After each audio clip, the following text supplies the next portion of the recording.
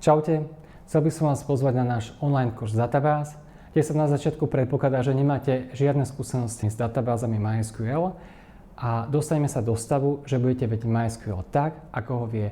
bežný webový developer, programátor webu napríklad v PHP, alebo bežný javista, ktorý potrebuje niečo vytiahnuť z databázy, niečo tam vložiť, niečo si vlastne postupne povyberať pomocou zložitejších kritérií.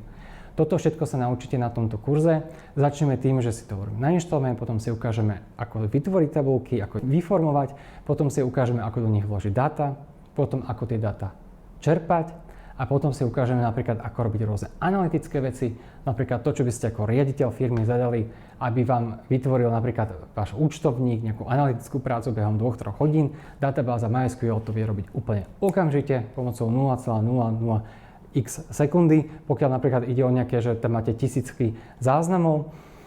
Ja sám samozrejme, že mám skúsenosti s terovými databázami, ktoré majú 100 000 až milióny záznamov v jednej tabuľke, kde to skutočne praská a ide to úplne že vo veľkom, takže vlastne takto ľaholinko, dá sa povedať, že v tomto kurze pohľadkáme MySQL. A na konci budeme vedieť vytvárať aj relačné vzťahy medzi databázami a medzi tabuľkami teda v rámci databázy, kedy tam sa dozvieme, čo to je primárny kľúč, čo to je cudzí kľúč a budeme tam mať prvé také vzťahy a následne si ukážeme, ako sa využívajú tieto vzťahy, to znamená, že ako vytiahnuť dáta z viacerých tabuliek do jednej tabuľky. Takže teším sa na vás na tomto kurze a verím, že sa na ňom stretneme.